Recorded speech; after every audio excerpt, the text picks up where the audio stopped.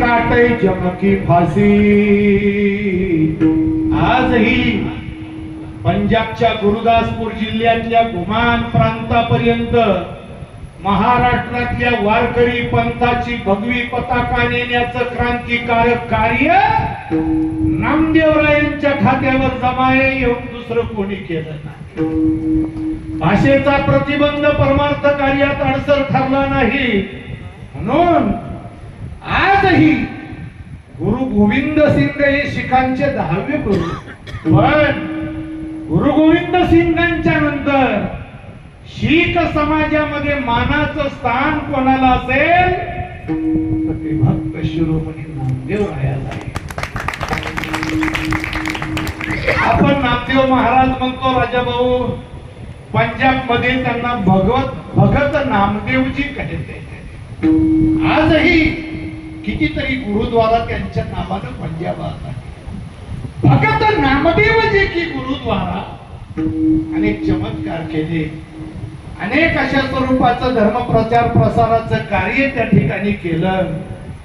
आणि गौरवास्पद ही गोष्ट महाराष्ट्राच्या दृष्टीनं आपल्यासाठी आमच्या नामदेव महाराजांनी शीख भाषेमध्ये शिखांच्या भाषेमध्ये केलेली अभंग रचना त्यांचा सर्वोच्च ग्रंथ असलेल्या गुरु ग्रंथ साहिब मध्ये मला वाटतं 68 अभंगांचा अंतर्भाव त्या ग्रंथामध्ये केला आणि त्याला नाव दिलं भगत नामदेवजी की मुखबाणी.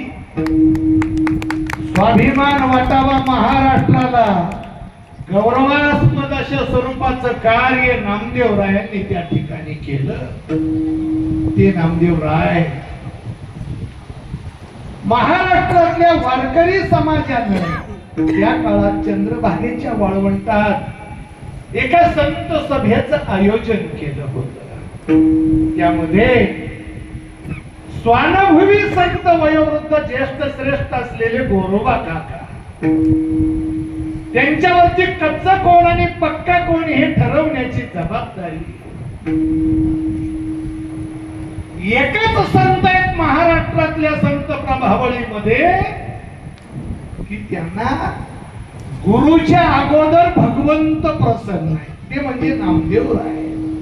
गुरु नंतर झाले त्यांचे, पण गुरु नाही म्हणून सगळ्या संत मंडळींनी ज्यांच्यावर कच्चेपणाचा शिक्का मारला, ऐका ते नामदेवराय पांडुरंगाला विचारतात, देवा पांडुरंगा खरंच मी पक्काचा आहे का? पांडुरंगानं सुद्धा सांगितलं गुरु करावा लागेल, त्याशिवाय जीवन कच्च आहे. नामदेवराय भांडू लागले देवाशी, एवढा अधिकार कच्चा. कसा मी कच्चा? का मला अनुभव नाही? पांडुरंग बोलतो, नामा तू मला ओळखू शकत नाही.